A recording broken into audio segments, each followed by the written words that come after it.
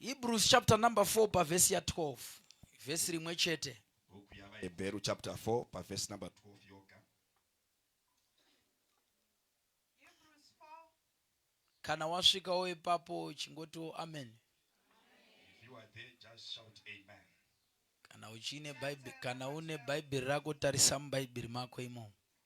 Chapter number 4 verse 12. Chapter 4 verse 12. Mukaverenga riri KJV rinondiitira zvakanaka.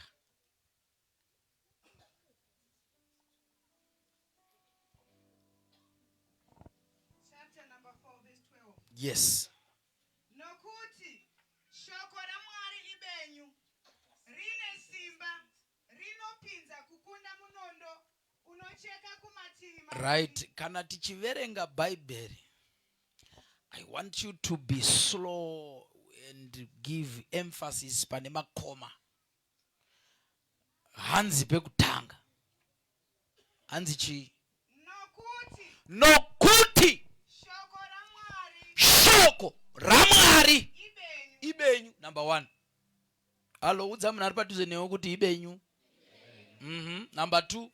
rine simba Shoko iri harisi ribenyu chete, rine power. rinopinza kukunda munondo unocheka kumatiri maviri. Yeah. Rinobaya kusvikira panoparadzana moyo nomweya. Mirai makamira ipapo. Ndoda kuti utarise munhu ari padhuze newe. I want you to look at your neighbor. Munhu iye is made up of 3 things. That person alogadzirwa nezvinhu zvitatu. He is made up of the body, Alogadzirwa nomutumbi, the soul, mweya, and the spirit. nemweya. Because according to Genesis chapter number 2, Nokuti maringe nebuku yaGenesis chapter 2. the Bible said that when God formed men out of the dust of the earth, Bhaibheri rinoti Mwari pavakagadzira munhu kubva muguruva revhu, he breathed into his nostrils, akafemera maari, and men became a living soul. ndobva ava mweya mupenyu. Rechishona rinolimita mukunzwa varingoramba chizokorora mweya. Halo? Asi rechirungu rinonyatsobuditsa pachena. Now, ndo pari kunzi nebhuku That's when the Bible says shoko raMwari the word of God, rinonoseparata it separates pakanosangana mweya where the soul nemweya.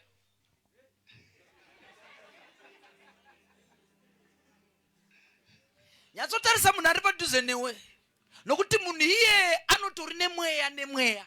He's got a soul and a spirit. ane mweya nemweya. Ndo zviri kunzi neshoko raMwari. That's what the Bible is saying. Iro shoko racho iroro The word itself, rine ability yekunozvipatsanura. rine kugona of separating. Handine cheche here vanava. Do I have a church tonight? Iro riri rimwe chete iroro It is the same word rakashandiswa kuzvibatanidza. that was used to combine the two. Nyatsonditeerera. Dai ndaigona kuti vambomire kuinterpreta. Unyatsondinzwa.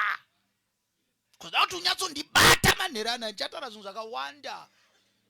Zvochaita pfungwa dzako dzichatenderera nhasi. Nokuda kweshoko raMwari. Handei pamberi hanzi rinoita sei? Namafundo Bone and the marrow. Paunodya huku paipa unoisiya yaita kuti rakwata tukumabhonzo twachena, mongo yese wasvisvina wapedza. Ndo zviri kunzi neshoko raMwari. Panotangira bhonzo neparinoperera panotangira mongo rinoenda ipapo.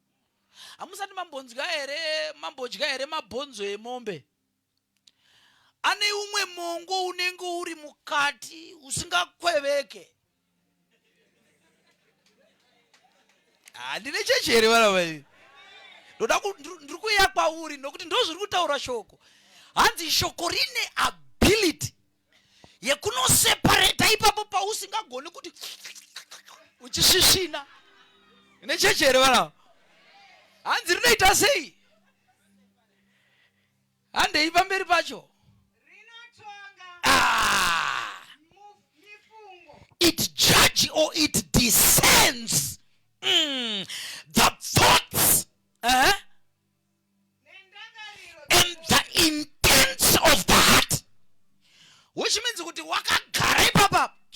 ndinogona kukuudza zviri mupfungwa memunhu ishoko. Usatombodherere munhu ari padhuze newe ari kutogaya hora izvozvi tiri muno. Nyatsomutarisa ona kana serious yaakarova. Hapana bhuku riri kutiudza kuti chinogona kungodistinguisha ishoko. Alright, handei kune rimwe racho. Ndokupai nzwisa here kana kuti ndingotange kuparidza mirai tione.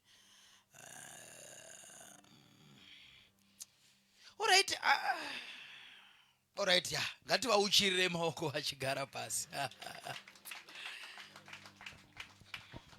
Right. Ndichaita ndichisanganisa baba, don't worry. Kana kuine whoever is watching online, God bless you. You are going to be blessed with this word. We'll be mixing English and Shona. You'll be good. Are you ready? Are you ready?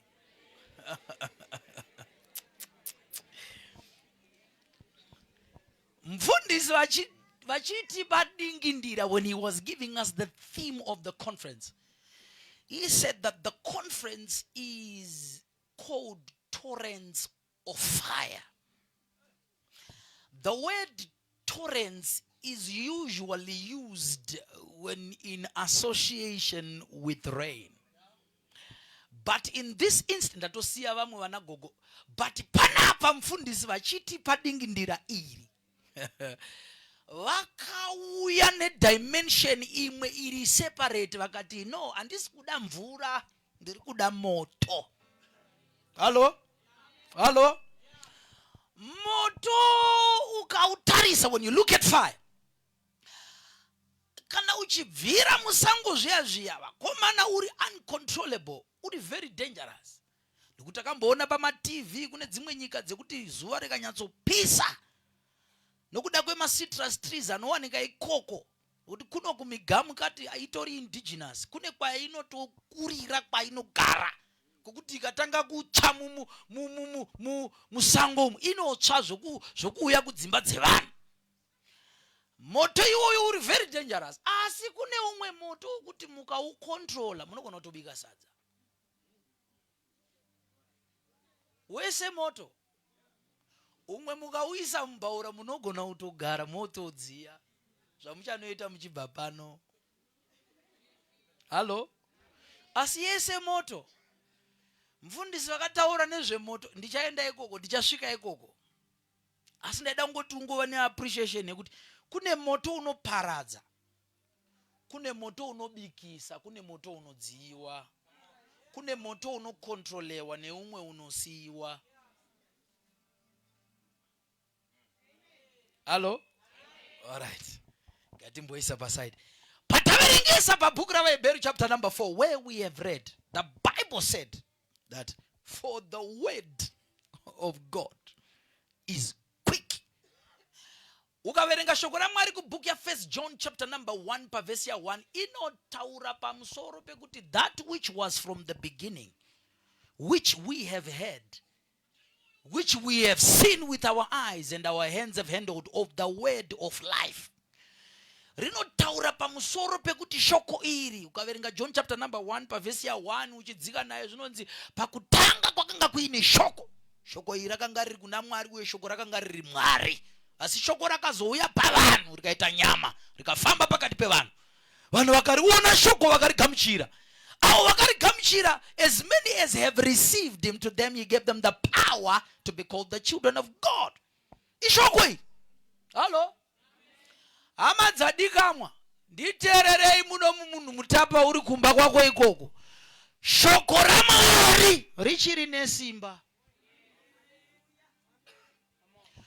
Whether pangasumuka vanani vanotaura zvanani nevachapa mota kusvikira tanyarara zvataita izvi, shoko raMwari harizombopere simba. Ndati ndikuudzei vana baba nana mai kuti shoko raMwari harina kufa. Hatina kuuya kuzoita gimmick izvozvi pamwoyo zondoona ndichiimba. Sorry, nhasi ndiri kuparidza. Ndatuya kuzokuudza kuti izvo zvatakataunganira panapa vana vangapise mafuta vachiisa matv nemalive nechi nemalights akanaka kudai nesuwo kutobva kuHarare kuya kuzoita zvokutamba tauya kuzotaura shoko benyu risina kufa. Halo, shoko hili richiri kurapa vanorwara. Aiwa kani ndati shoko hili richiri kupatarira kune vasina. Handi nechechere panapa shoko hili richiri kupa simba kune mbwende. Ai shoko hili richiri kupfumisa. The devil is a liar. Kana wakanyeperwa kumba kwenyu kanza ubudirire ndaya kuzokudza kuti ni shoko unobudirire. Iri arine simba kana muzanyeperwe iri shoko richiri neability yekuvhura pakavharwa. Which means kuti kana watorama neranhasi uchifunga kuti pane pamwe pawakavharirwa ndaya kuzokudza kuti shoko rine ability yekuvhura pakavharwa.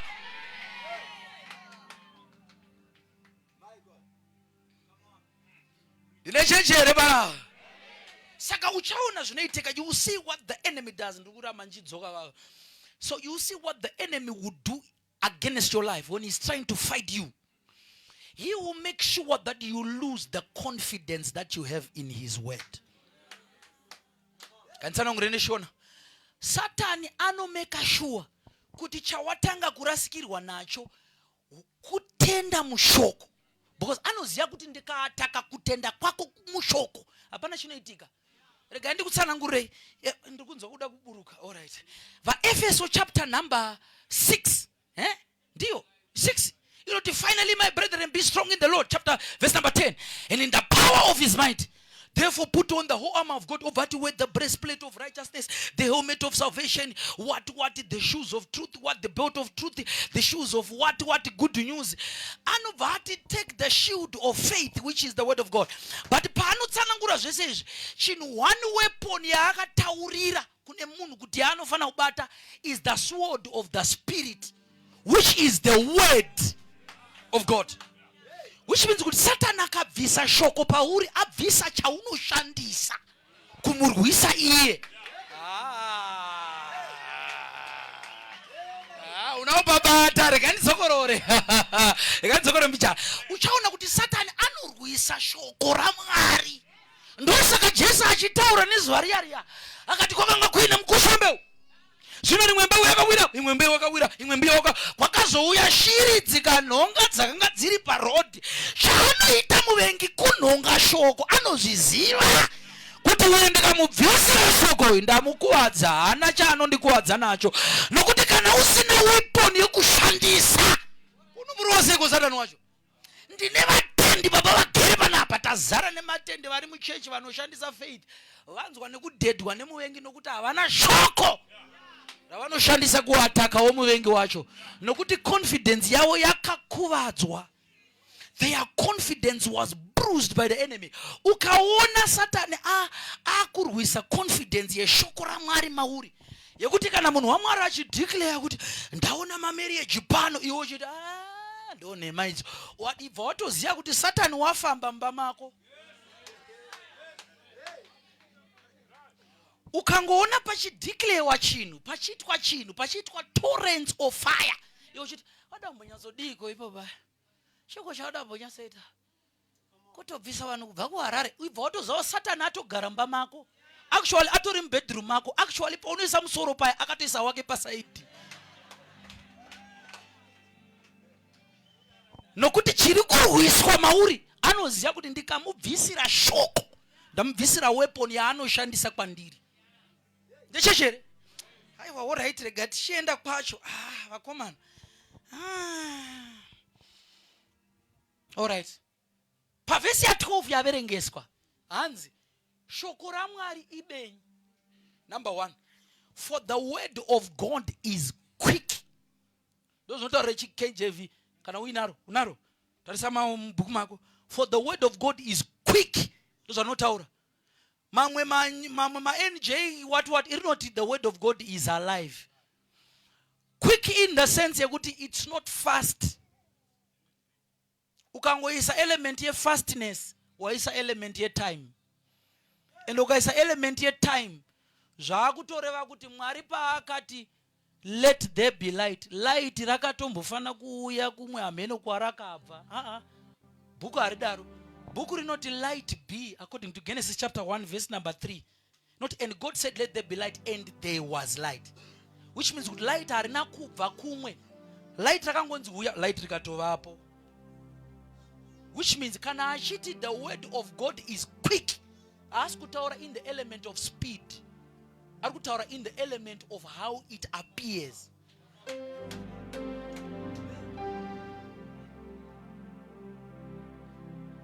Umari kuti wakomana. Hey! Kana richidze the word of God is alive. Ibenyu.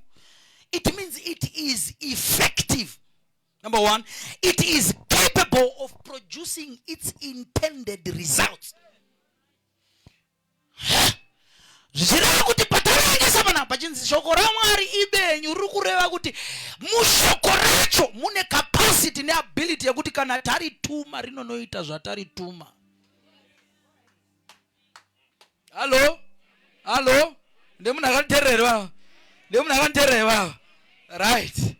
And shoko raMwari rine ability yekuti chese charabata upenyu huri mushoko ndo munoenda mune chakafa. Hazviti kana shoko iri rasangana nechakafa iro rinofawo.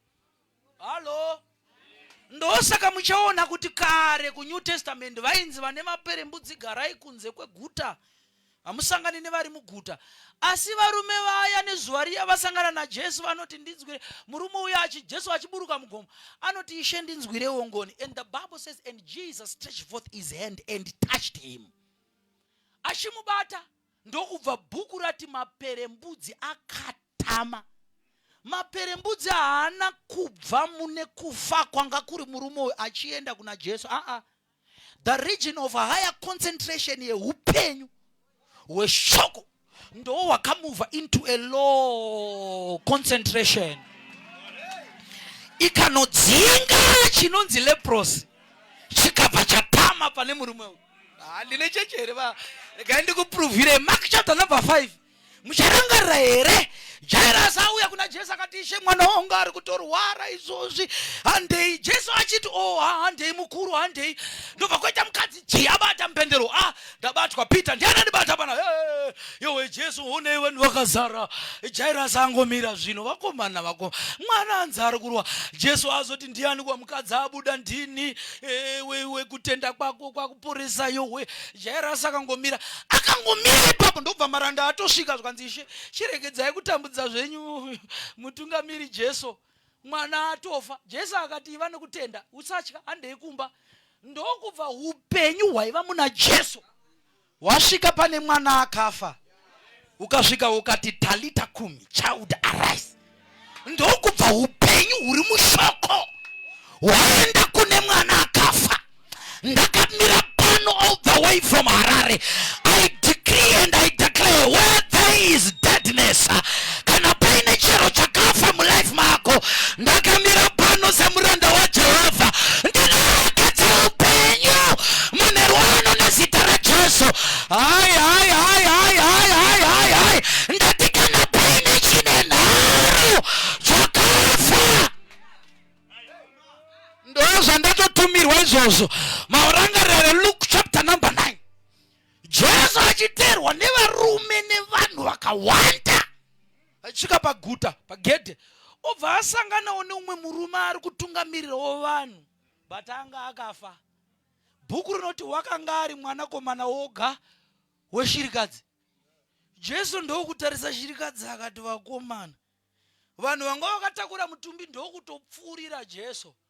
Jesu ndokutonda vakomana vanhu ndo system dzavo. Vane system yekupota vachida unorasa vanhu kana paine zvakafa mulife mevanhu.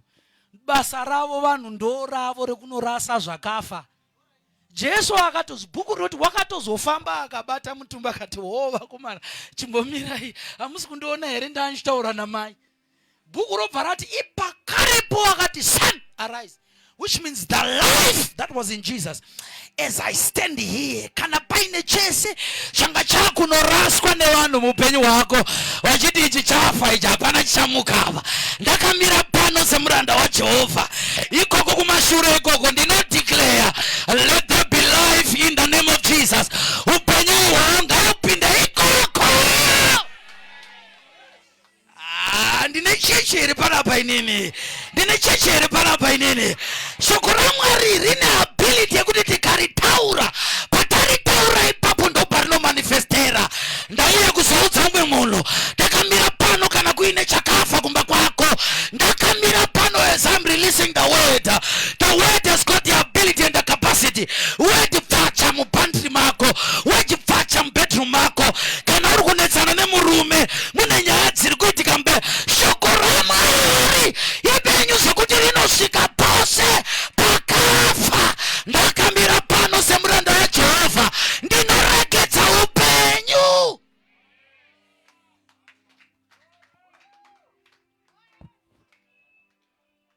Number 2, once the word of God is powerful, which means we are not serving a powerless word. Zvinongoreva kuti the word is able to produce power, dunamis, ability, and strength.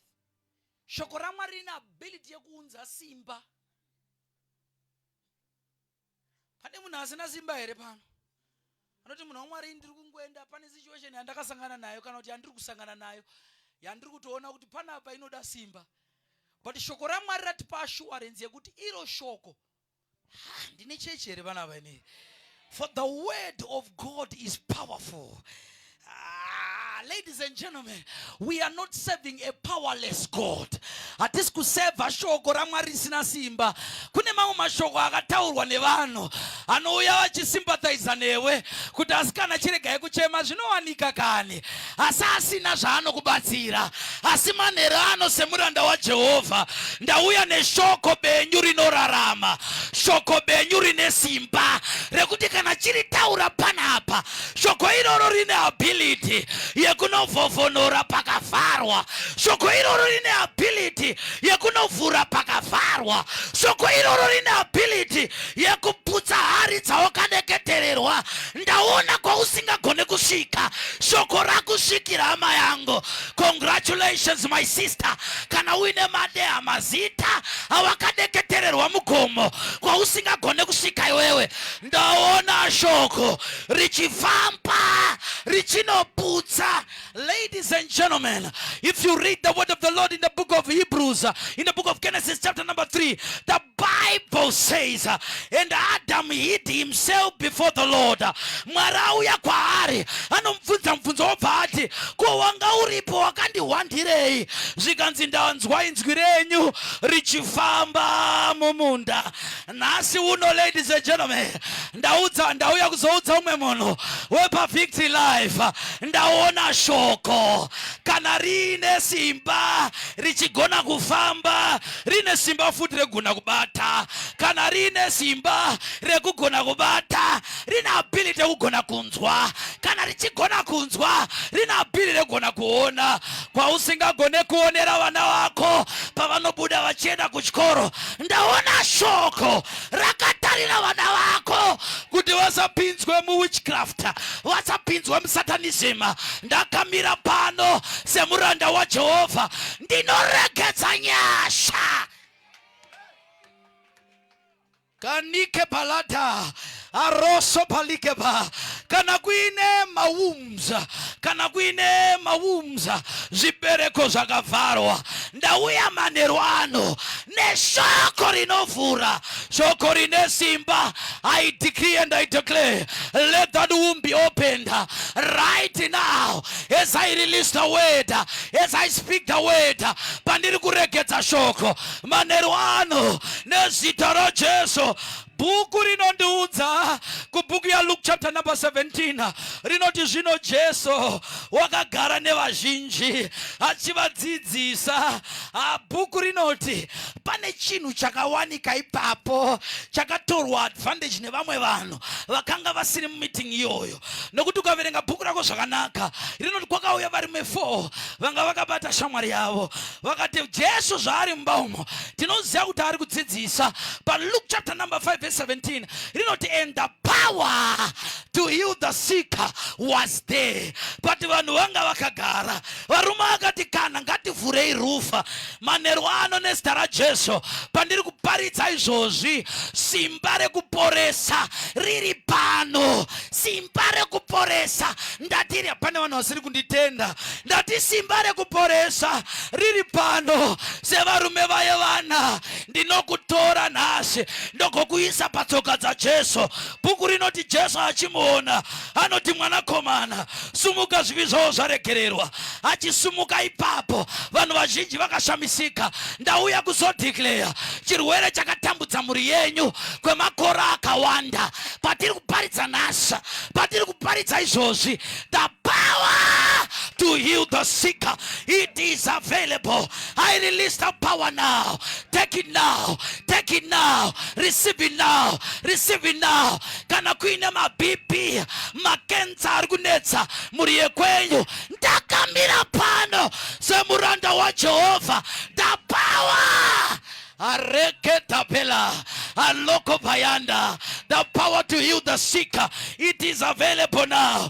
Wanetse kana kwe makore, nechirwere chako, wanetse kana kwe makore, ndinorekedza onyasha, ndakamira pano, pachikuva chino, nezuva ranhasi, manheru ano, chirwere ichocho, achidzokezve muupenyu hwako, ndinokuisa patsoka dzaJesu. Receive the power now. Receive the power. Receive the power.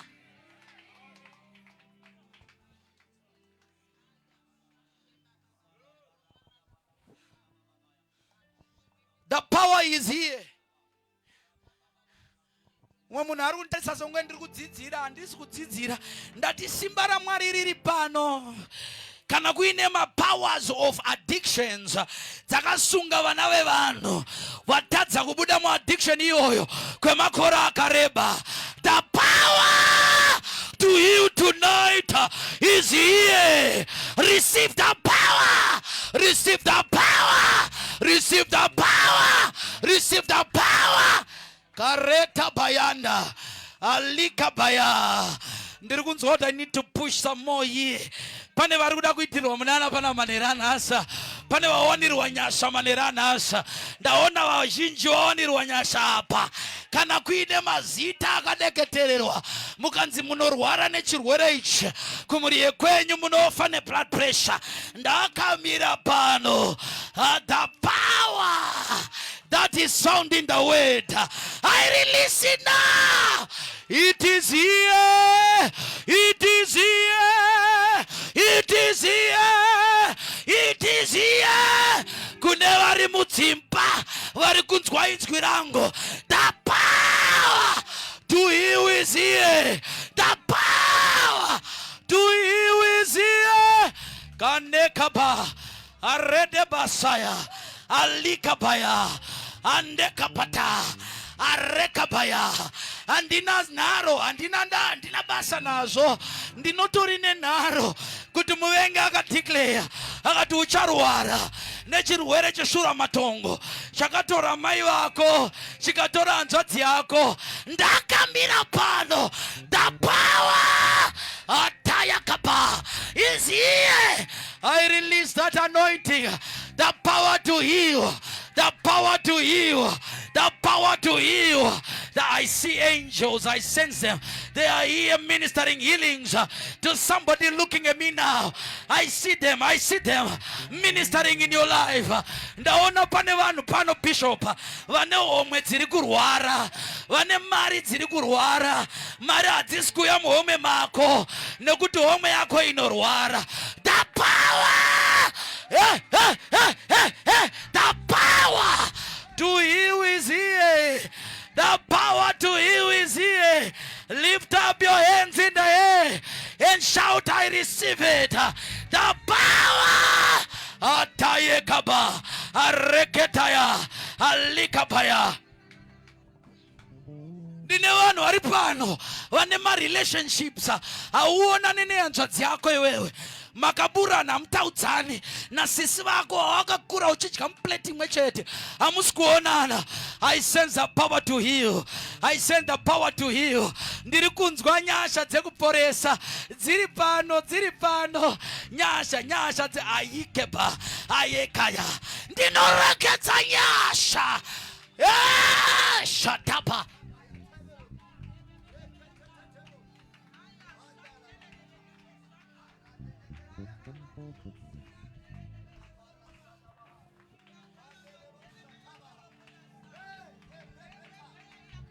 Shoko ra Mwari rinoti vakauya nehama yavo vari vana vakati dambudziko iri harichadi tirambe takagara. Kana ndine mwana ari pano anoti ndine mhuri yashushwa kwenguva yakareba, haichade kuti ndirambe ndakagara. The power to heal is here. Receive it now. Receive it now. Receive it now. Receive it now. Receive it now. Ayakapareka. Ndiri kuona ngetani. I see chains that are falling right now. Ndiri kuona ma chains ari kudona. Kune vanhu vanga vakasungirwa progress dzavo. I see healing in the business. I declare it now. I see alekaba healing power. Mweya mutsvene muri kudeiko nenyaya iyi, pana hama dzakantarisa dzachema kwenguva yakareba. I see the healing power is available. Mvura yapfongodzwa. Ladies and gentlemen, receive it now. Receive it now. Handisi kuita zvokutamba, ndiri kuona simba racho riri pano. Kana uchifunga ndikuita zvokutamba enda unotestwa mangwana ugoonekwa chirwere chirimo here. Release harakabaya. I release it now. The power to get healed is available. Is available. Your miracle is here. Your miracle is here.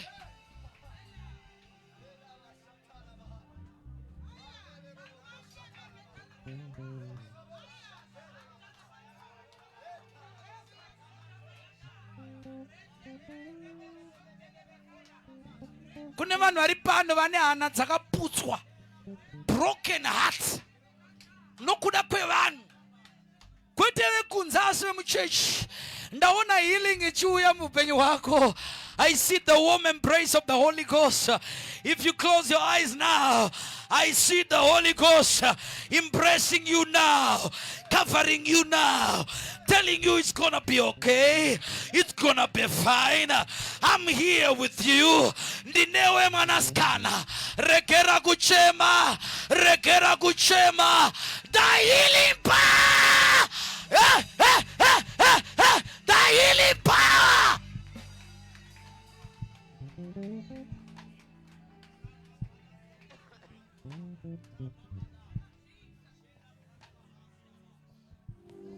Oh my God.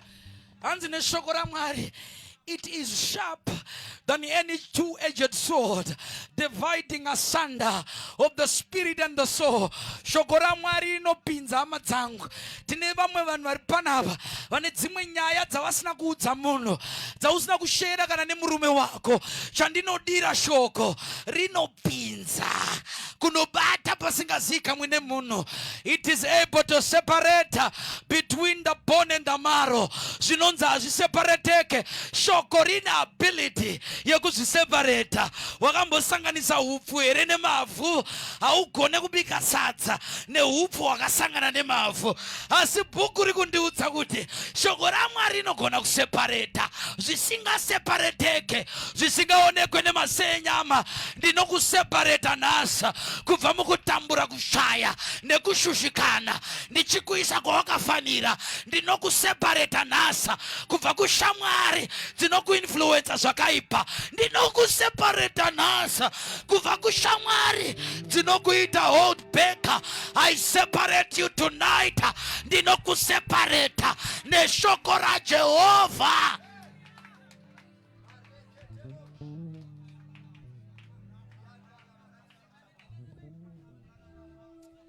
And this is not time. And this is not time. The fourth thing, it judges intentions and thoughts of men. Which means, kana kuine zvakataurwa, ma judgment akapiwa, shoko raMwari rinouya kuzoita override those judgments. Kana makanzi kumba kwenya hakuna chinobudirira, shoko raMwari rinouya kuzojaja pamusoro kuti imi munobudirira. Kune vanhu vari padhuze newe vanokufungira zvakaipa, but hauzvivi zvavanofunga. But you need the word of the Lord. May they be exposed during this week. Kunyatsoona kuti uyu hasi wangu uyu. Aigara nguva yakareba achita kunge ndewangu asi hasi wangu uyu. Munozoona pakuseva mese kuti aika ndiJudhasi ndiye ari kutotengesa Ishe. Kuinga wanda ane 3 years ichifamba naye. Uchazobengenukirwa gore rino risati rapera nedzimwe shasha dzawaifunga dziri kusaidi kwako, nokuti shoko raMwari kana rauya rinouya kuzoseparata. Korega ndipedze kuparidza. Romans chapter number 10 verse 8 yobva yati shoko raMwari iri riri kupi? Ndi Paulo anoti kune chechi, nai shoko raMwari imimi munobvunza kuti shoko raMwari riri kupi? Ndobva Paulo ati, for the word of God is near you. It is in your mouth and in your heart. Kurava kuti kune munhu wese akanditarisa. Mubvunzo wangu wandaiva nawo mufundisi ndewekuti pachechi yepaRoma vanhu vakanga vasina matambudziko here? Vanhu vakanga vasina zvaivanetsa here? Vanhu vakanga vasina vana vairwara here? Vanhu vakanga vasingapuhwi pressure nevamwe vanhu vaiva nemari here? Pane vanhu here? Vanhu vakanga vasingapuhwi pressure nevanhu vane mari here? Sezvawaita nhasi uchiona paFacebook akapuhwa 10,000. Which means the things that we are facing today. But Paul says something. He says, in those situations, I want to tell you something. What is near you is not the problems you are seeing. He says, what is near you is the word. He even goes on to say, it's not just near you, it is in your mouth. Kurava kuti chinofana kuzadza muromo wako hakuzi kutambudzika nekuona zviri kuitwa nevamwe nepressure yauri kupiwa, nokuti vanhu chechi yepaRoma yaitova nazvo. But Paulo anoti shoko raMwari manje ritori pedyo newokupfuura zvamuri kuona, riri muromo mako. Obva aenda pamberi achiti riri mumwoyo mako, it is in your heart. Bhuku robva rati out of the abundance of the heart the mouth speaks. Robva rati as a man thinketh in his heart, so is he. Which means kuti tinoona zvauri nezviri mauri. Kana chira kuona zvaunotaura tinongoona iwewe, tobva taziva kuti apa hapana shoko. Ari kuisa zvinhu zvaari kuona ndo zvaari kutaura, ndo zvakazara mumwoyo make. Ndine chechere. Jeremiah chapter number 20 verse 9 ndakunovhara. Jeremiah but pandakanzwa inzwi rechiprofita, pandakarinzwa ndakaedza kuritsimbirira pasi. But your word was like fire shut up in my bones. Zvorava kuti shoko ratiri kutaura rina ability kuti rikapinda mauri rinopinda mabhonzo. Rova controlled fire yekuti unoridirecta moto wacho kwauda kuti uende. Nokuti Paulo anoti shoko riri mamuri riri mumuromo menyu. Zvariri mumuromo menyu munofana kuritaura. Ndokuprovirai something. Habakkuk chapter number 2 verse 1 inoti ndichamira pa tower, I will stand upon the tower and I will see what he will say to me. Ndakutaura zvinhu zviri deep. Ndichaona zvaachataura kwandiri. Which means the mature, they see when God speaks. They don't hear only. The mature do not hear only. They see what God is seeing in what he is saying. vari machuwa vanoona zviri kuonekwa naMwari mune zvaari kutaura. Halo. Bhuku robva rati kuna Hebrews, Romans chapter number 10, kutaura zvinhu zvakawanda. Munozvibata. Rinoti faith comes by hearing, and hearing by the word of God. Harina kuti faith comes by hearing the word of God. Rakati faith comes by hearing, and the hearing comes by the word of God, which means chinounza hearing ishoko, but chinozounza faith hearing inowanika mushoko. Saka paari kuti I will stand upon the tower, Habakkuk chapter number 2, and I will see what he will say. Ari kuti mu hearing ichauya ndichaona, hearing yacho kuona zviri kuonekwa naMwari mune zvaari kutaura. Saka ava neshoko manja riri mumavari vakataura shoko, vanotaura zviri mavari zvavagara vachiona, ndo zvavanoda kuona zvichimanifesta kunze. Nechecherewa Jeremiah but shoko iri rakaita sema moto wakaiswa mapfupa angu. I could not keep quiet, and ndakatadza kuramba ndinyerere, which means munhu auya ku torrents of fire. Hatisi kutaura moto unobva kudenga chete, ndiri kutaura moto unobva mauri wewe wakazara nekuda kweshoko raMwari, wekuti wewe ndio una ability yekuti utaure. Paunotaura ipapo moto pfu. Ameno ndinechecherewa.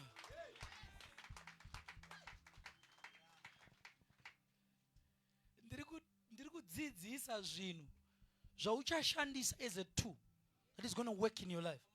Ndinechecherewa. Ku torrents of fire hatisi kuuya chete kuna Mwari anotiitira zvinhu. Tiri kuuya kuna Mwari akatogara ari kutoti go on Batso, I want to see what I have deposited in you. Go on Baba Elder, go on Victory Life. Ndine zvandakaisa mamuri zvandoda kutoona inini kuno muchiita. Kuti Mwari akati musaita sekuti hamusati mamboona vana venyu vachitamba bhora. Secha kana une mwana anogona kunzvenga, kana kuti akati nzve kudai, iwe uri panze so unonzwa uyo mwana unokwenya uyo ndewangu. Ndiri kutenda kuti gore rino risati rapera, Jehovha ngavati wamboona here Victory Life. Kwete nokuda kwezvavaita, asi nokuda kweunderstanding yako iwewe yekuti shoko Mwari ramakandipa inini rinogara mandiri, ndikaritaura rina ability yekuva so powerful. Number 1. Number 2, yekuseparata zvine nharo pandiri. Number 3, rine simba futi rekudisena. Shoko iro riri alive, rine upenyu. Shoko iro zvandiri kutoriregedza izvozvi ngautova moto uri kuenda kunobata kuna bosi aramba kundipa promotion yangu yemakore akawanda. Ndakamira pano semuranda waJehovha. I empower you by the word. Ndinokujusa manhere ano. Ndati ndinokujusa manhere ano.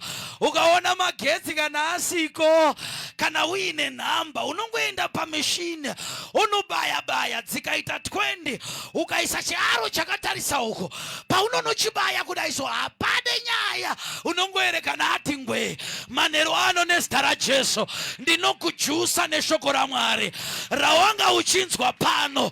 Rine ability yekuti ukaritaura moto unobuda mauri. Ladies and gentlemen, ndozviziva kuti vafundisi variko, ndinozviziva kuti varanda vaMwari variko, but pawakambira ipapo une chiri mauri chinonzi shoko raJehovha rekuti ukaritaura rinoye haya. Ndine chechere pana. Shoko raMwari harina confusion yekuti iwewe ukaritaura rinoenda kumba kwana mai nhingi kunoadresa nyaya dzako. Rinoti manheru ano takawanda zvatakaita izvi, ukatonamata uri pauri ipapo rinoenda kumba kwenyu kwana Masivanda ikoko, kwana Chihera Mukonde ndokwarinoenda. Hariuyi kumba kwedu, rinoenda kwenyu. That's how sharp the word of God is. Rina ability kuti iwewe ukaritaura rinonopinda nemundangariro dzemurume wako anzwa akutozika mamaraino unzi shasha iyi zvaka achinzi wako vanhu uchifamba vachitokuhwira urombo tamai ava dai vangomusiya pachirehwa iwe. Asi shoko ukaritaura manerano rina ability yekuenda mundangariro mumwoyo kunoadresa moto moto. Remember ndambotaura pamusoro pe a controlled fire. Ladies and gentlemen, this fire we are talking about, Jeremiah anoti andina kugona kunyarara asi ndakadedzera ndakataura manerano. I wish I had a mother, a sister, a brother or a father uchisumuka netsoka dzako ari pano manerano anoti munhu waMwari ndiri kudawo nyasha dzama muchitaura nezvadzo idzodzi ndiri kudzidawo pandiri kuzoregedza shoko ngariende kumba kwangu, shoko ngariadrese mwana wanga anetsa nemutoriro asiri kubva madrugs manheru ano nezita raJesu ndinoregedzawo nyasha ndakamira pano pamusoro peupenyu hwako. As you are going to open your mouth tonight, let the word of God be like fire shut up in your bones. Kune vasina kutenda ndinokumirira pamukaha manerano ndinoregedzawo shoko rine simba, shoko mota arekabaya. Vahebheru chapter number 12 pavhesi ya 29 ropa rati Mwari wedu moto unoparadza kana kuine zvitota mudhara zvakagarira kumhuri yenyu. Ndakamira pano semuranda waJehovha ndinoregedza shoko. I release the word of the Lord. Rinoti hey uchava musoro iwewe hausi kuzova muswe, uchava above and never beneath. Dai ndandina anotenda azarura muromo wake atanga kunambata manheru ano nezita rache arekebaya andalekabaya arekabata alikaba asandekaya alekaba. Ndati shoko raMwari rina ability yekuti uchiritaura uri pano muservice ino rinoadresa kumba kwenyu, hariende kumba kwana mainingi, rinoenda mulife mako. Ndariona richiuya mulife mako, ndiri kuona moto uri kubuda mukanwa mako uchitaura manerano uchinopisa hari dzevaroi, hari dzeng'anga dzakaiswa kumakomo against your name, against your siblings, against your job, against your joy. Ndaona shoko manheru ano ndinoregedza shoko moto apaya kata arekapaya alekata alikapaya alokopa asande keredede alikapaya antelekaya arekapaya andokopayeta alekapaya antalepaya aredebesa asandekaya atokopaya. Lift up your voice. Zibudza inzwi rako. Ndaona shoko moto manheru ano. Ndaona shoko moto manheru ano. Ndaona shoko moto manheru ano. Kwidza temperature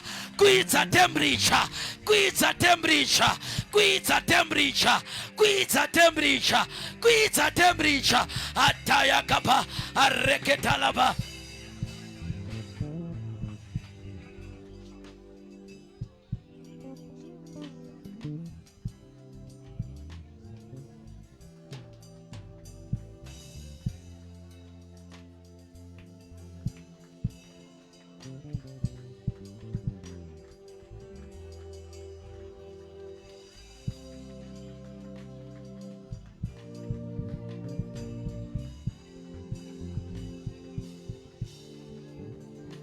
Lift up your voice, come on. Simudza inzwi rako namata. Simudza inzwi rako namata. For the next 1 more minute, lift up your voice.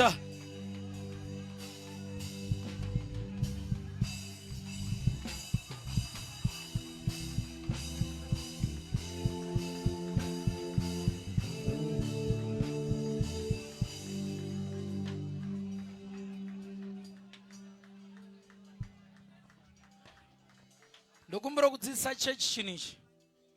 Ephesians chapter number 3, verse number 20. Inot. Now unto him that is able to do exceedingly and abundantly above all that we ask or imagine, according to the power that worketh. Inzguro kuti worketh rakashandiswa ipapo rinoreva energeo in its Greek. It means to display one's activity, to show oneself operative, kuratidza cooperation yako iwewe. Ndozva rinoreva shoko rekuti energeo kana kuti worketh within us, which means God cannot do anything apart from you cooperating with him. Let me tell you the honest truth. If you pray, some of you, the way you are praying, if you pray as though everything is fine with you, it's okay. The things that you do not address, shoko harina haritire vamwe. Ukaritaura rinoenda kunoadresa zvauri kuda. But shoko rati panotoda energy. Ladies and gentlemen, ameno akatidzidzisa kuti kunamata tichiita unge yazva ameno ndiani.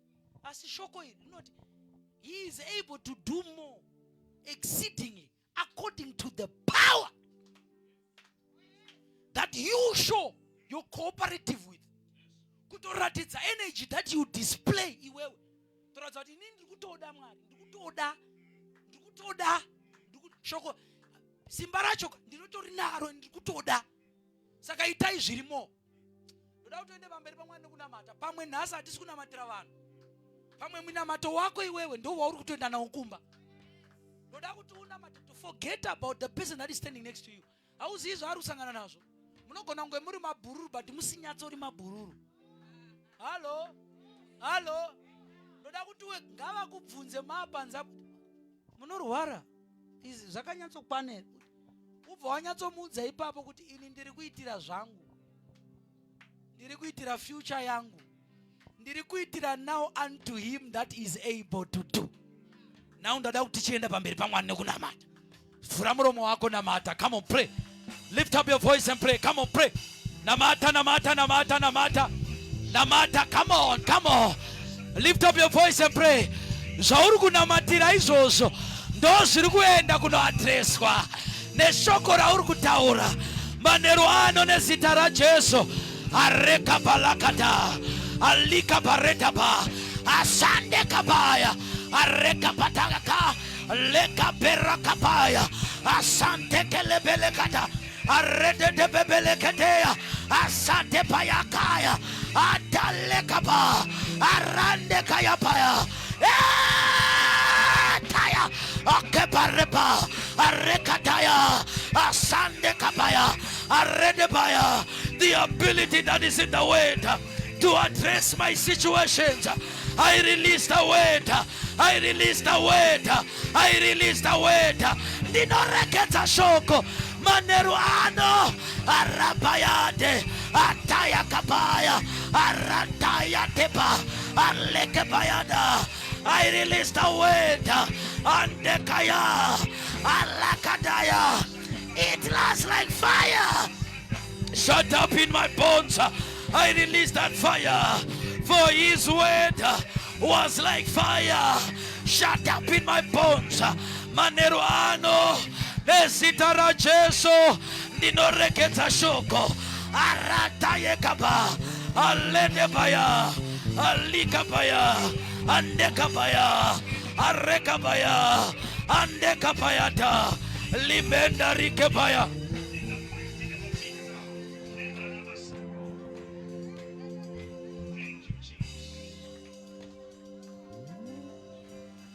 Luke chapter number 12 verse 49. Jesu achitaura anoti ndaishuvira kuti moto dai watungidzwa. Ndine chishuwo dzekuti panapa kuuya kwandakaita handina kuzongouya panyika chete, asi ndine shungu dzekuti moto ubatidzwe. Ndakamirawo pano semuranda waMwari, kana paine vaviri kana vatatu vari kuti moto uyu ndinoudawo, lift up your hands wherever you are. Areke bayanda. Ndaona moto wacho Jesu zvaakataura kuti haana kuuya panyika kuuya nje, asi anoda kuti moto utungidzwe manheru ano nezita raJesu. Ndinotungidza moto, ndinotungidza moto, ndinotungidza moto, ndinotungidza moto, moto wa Mweya Mutsvene unowanika mushoko. Tungira batira, batira manheru ano, batira manheru ano, batira manheru ano. Atayakata, arakapaya, arekataya, alekapa, asandayata, erekepaya. Moto, moto, moto, moto, moto!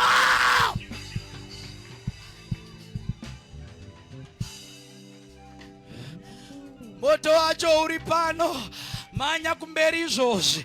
Kana uchi ndinoda moto uyu, I need this fire. I need run to the altar. Kana uri pano, Lord, I need this fire. My life will never be the same again. I need this fire. I need this fire. Jesu anoti handina kuuya panyika nje, asi ndakauya kuti moto ubatidzwe. Batira moto manheru ano kune vauya kumberi. Ndinoda musimudze maoko enyu makavhara maziso. Moto waJehovha waburuka musevhisi ino. Lift up your hands. The fire of Jehovah is here now. The fire of Jehovah is here now. The fire!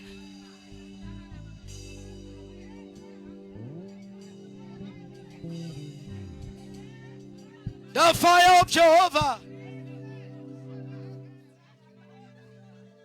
The fire of Jehovah is here now. Lift up your hands. Moto uri pano manheru ano. Hausi kuzodzokera wakadaro. Ushers, get ready. Hausi kuzodzokera wakadaro. Moto waJehovha uri pano.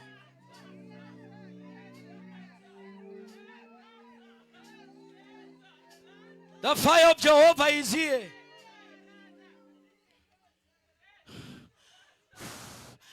Lift up your hands. Simudza ruoko rwako. Hausi kuzodzokera waka. Musangano uno waitirwa iwewe. Moto uyu waitirwa iwewe. Receive the fire right now. Right now. Now. Now. Now. Fire! Fire! Fire! Fire! Fire! Amemamune ma situations amamutadza kukunda. Ndiri kuona moto pamusoro pako. Now! Fire! Fire! Fire! Fire! Right now, receive the fire. Receive the simudza maoko ako. Simudzisa maoko ako. I see the fire.